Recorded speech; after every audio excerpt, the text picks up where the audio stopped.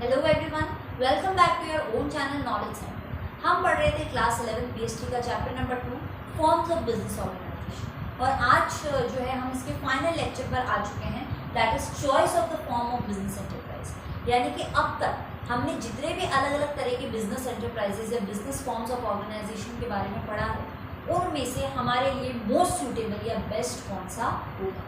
तो अब तक हमने जो है 5 different forms of business organisation के बारे में पढ़ा है। सबसे पहले हमने डिस्कस किया था रिगार्डिंग सोल प्रोप्राइटरशिप, उसके बाद हमने पढ़ा था regarding the Hindu undivided family, उसके बाद हमने डिस्कस किया था regarding partnership, then cooperative society and last में जो है हमने पढ़ा था अबाउट जॉइंट स्टॉक कंपनी। तो अब तक हमने 5 मेजर फॉर्मेट्स डिस्कस किए हैं ऑफ बिजनेस ऑर्गेनाइजेशन। आज हम बात करेंगे उन फैक्टर्स की जो कि हम माइंड में रखते हैं जब हम ये डिसाइड कर रहे हों कि इन 5 फॉर्मेट्स में से मेरे लिए कौन सा फॉर्म जो है वो मोस्ट सूटेबल रहेगा, मोस्ट प्रॉफिटेबल रहेगा, बेस्ट रहेगा। भाई मेरे माइंड में है कि मेरे अवेलेबल रिसोर्सेज कितने हैं और मेरा बिजनेस एनवायरनमेंट कैसा है, मेरा सराउंडिंग कैसा है और मेरे लिए कौन सा फॉर्म ऑफ बिजनेस जो है वो ज़्यादा ईजी रहेगा। तो कुछ पर्टिकुलर फैक्टर्स है जो कि हमारे माइंड में रहते हैं जब हम अपने लिए most suitable form of organisation चुनते हैं। तो आइए उन्हीं फैक्टर्स के बारे में डिस्कस करते हैं। पहला है cost and ease in setting up the organisation, यानी कि कॉस्ट के टर्म्स में सस्ता भी हो और इजी भी चले, मुझे ऐसा फॉर्म ऑफ ऑर्गेनाइजेशन खुद के लिए चाहिए। तो अगर आपका कैपिटल रिक्वायरमेंट लिमिटेड है, कैपिटल आपके पास लिमिटेड अमाउंट में है और आप चाहते हो कि बिना किसी लीगल फॉर्मेलिटी के मैं जो है बिजनेस स्टार्ट कर दूँ, तो स्ट्रेट अवे आप जो है सोल प्रोप्राइटर की तरफ जा सकते हैं, बिकॉज वहाँ पर आपको किसी तरह की कॉम्प्लेक्स लीगल फॉर्मेलिटी में इन्वॉल्व नहीं होना है और जितना भी आपके पास लिमिटेड कैपिटल है आप उससे स्टार्ट कर सकते हैं। सिमिलरली अगर 2, 3, 4, 5 जने हैं, वो अगर मिलकर म्यूचुअली जो है बिजनेस सेटअप करना चाहते हैं एंड अगेन कोई ज़्यादा कॉम्प्लेक्स लीगल फॉर्मेलिटी में इन्वॉल्व नहीं होना चाहते हैं, तो you can go for partnership. लेकिन अगर आप चाहते हो कि भाई मुझे तो सब कुछ लार्ज स्केल पे चाहिए, प्रॉपर लीगल फॉर्मेट में चाहिए, सिस्टमैटिक तरीके से मुझे चाहिए, तो you should move for either cooperative society और फॉर जॉइंट स्टॉक कंपनी। अगर आपकी फैमिली के अंदर ऑलरेडी एंसेस्ट्रल प्रॉपर्टी चली आ रही है और आप एक बड़ी जॉइंट फैमिली का हिस्सा है, तो you can go towards the Hindu undivided family. Second जो हमारा फैक्टर है दैट इज लायबिलिटी। तो अब तक अपन ने जितने भी अलग अलग बिजनेस ऑर्गेनाइजेशंस पढ़े हैं उसमें हमने ये देखा है कि लायबिलिटी जो है वो 2 तरीके की होती है, एक होती है अनलिमिटेड लायबिलिटी और एक होती है लिमिटेड लायबिलिटी। तो सबसे पहले अगर आपको याद हो, हमने सोल प्रोप्राइटरशिप में पढ़ा था कि अनलिमिटेड लायबिलिटी क्या होती है, यानी कि जब भी आपका बिजनेस जो है वो लॉस में जाता है और प्रेजेंट असेट्स जो है वो उस लॉस को कवर करने में अनेबल है, तो बात जो है अपने पर्सनल असेट्स पे आती है कि भाई अब तो बिजनेस के असेट से लॉस कवर नहीं हो पा रहा है, तो अब आपका घर बिकेगा, आपकी गाड़ी बिकेगी, पर्सनल असेट्स बिकेगी, वो कहलाती है अनलिमिटेड लायबिलिटी। वैसे ही हमने लिमिटेड लायबिलिटी के बारे में पढ़ा था, जैसे कंपनी में पढ़ा था, हमने कोऑपरेटिव सोसाइटी में पढ़ा था कि भाई हम उतने ही अमाउंट के लिए लायबल हैं जितना कि हमने इन्वेस्ट किया है, जितना पैसा हमने लगाया है, उससे ज़्यादा कंपनी या ऑर्गेनाइजेशन हमसे डिमांड जो है वो नहीं कर सकती।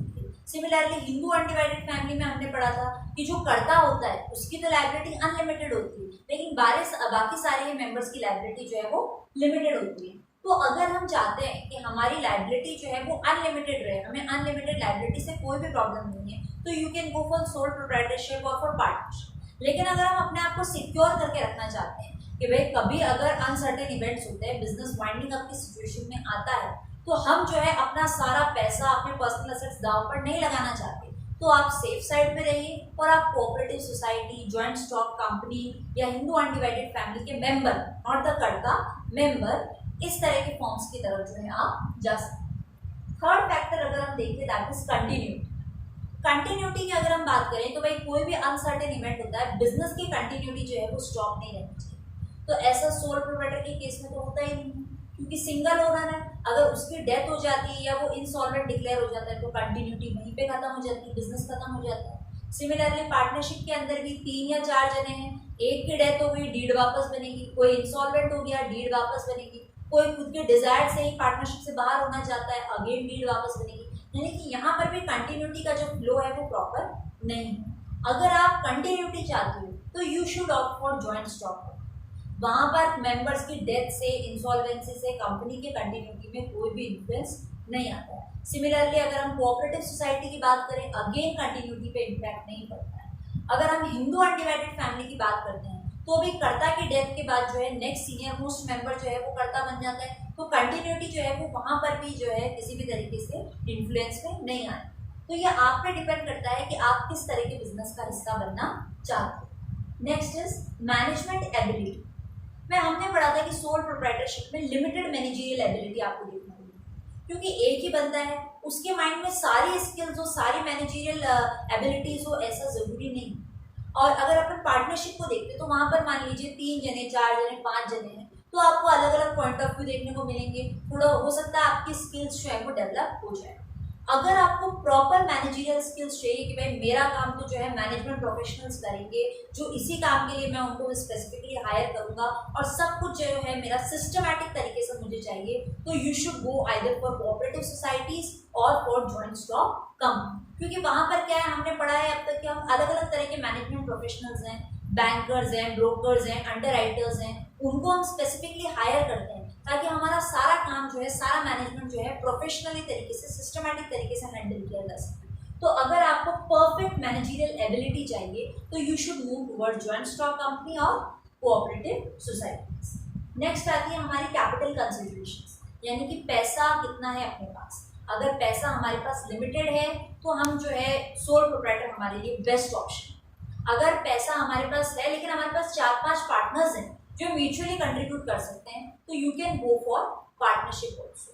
अगर पैसा हमारे पास लिमिटेड है और हम जो है इन्वेस्टमेंट के तौर पर कहीं लगाना चाहते हैं, तो आप कंपनी की तरफ भी जा सकते हैं। अगर आपका कैपिटल रिक्वायरमेंट है, आप चाहते हो कि भाई मुझे तो बहुत कैपिटल भी बहुत ज़्यादा चाहिए और मुझे रिटर्न भी ज़्यादा चाहिए, तो आप फॉर श्योर कंपनी की तरफ जाइए, क्योंकि वहाँ जो आपका कैपिटल होगा, क्योंकि आप बहुत लोगों के सब्सक्रिप्शन से कैपिटल कलेक्ट कर रहे हो, तो बहुत बड़ा अमाउंट आपको रेज करने को मिलेगा। अगर आप पार्टनरशिप या ये Hindu undivided family sole proprietorship देखते हो, तो वहाँ आपका कैपिटल कंसिडरेशन यानी आपका जो कैपिटल का स्टॉक है वो बहुत ज़्यादा बड़ा नहीं होगा। अगर आपको कुछ बहुत ज़्यादा हायर लेवल पे चाहिए तो you should go for joint stock company. Next factor है हमारा डिग्री ऑफ कंट्रोल।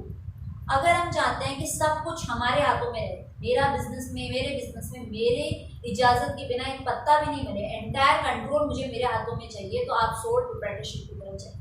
ठीक है, अगर ये है कि आप 3-4 फ्रेंड्स हैं और आपको कोई प्रॉब्लम नहीं है इस चीज़ से कि कंट्रोल जो है डिवाइड हो रहा है ना, सभी का कंसेंट लेके हर काम किया जा रहा है, तो आप पार्टनरशिप की तरफ भी जा सकते हैं। HUF में अगेन एंटायर कंट्रोल जो है कर्ता के हैंड में होता है, ये भी वन मैन कंट्रोल वाली बात हो गई। अगर हम चाहते हैं कि भाई हम कोऑपरेटिव सोसाइटी की तरफ जाते हैं या हम जॉइंट स्टॉक कंपनी की तरफ जाते हैं, तो वहाँ क्या होता है कि अगेन मैनेजमेंट जो है, कंट्रोल जो है, वो बहुत सारे लोगों के हाथ में आता है। ठीक है, अगर हम कंपनी में जाते हैं तो बोर्ड ऑफ डायरेक्टर्स के हाथ में सारा कंट्रोल है। अब अगेन जो हमारे शेयर होल्डर्स हैं उनका भी हमें माइंड में रखना पड़ता है। तो अगर हमें पूरा कंट्रोल, पूरी डिग्री अपने हाथों में चाहिए, तो नो डाउट आप सोल प्रोप्राइटरशिप या पार्टनरशिप की तरफ जा सकते हैं। अगर आपको कंट्रोल के डिस्ट्रीब्यूशन से कोई प्रॉब्लम नहीं है तो you can move for other forms also. Last जो हमारा फैक्टर है that is nature of business.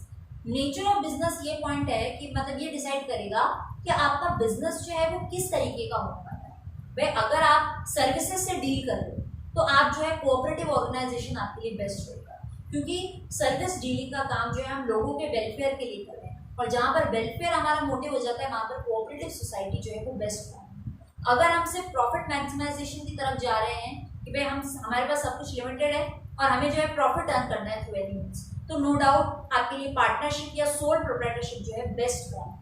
अगर आप चाह रहे हो कि हमारा बिजनेस जो है लार्ज स्केल पे हो, सब कुछ हमें लीगल फॉर्मेट में प्रॉपर सिस्टमैटिक तरीके से चाहिए और जो है बहुत सारा कैपिटल हो, बहुत सारे रिटर्न्स हो, बहुत सारे लोगों का इन्वॉल्वमेंट चाहिए आपको, तो you can go for joint stock company also.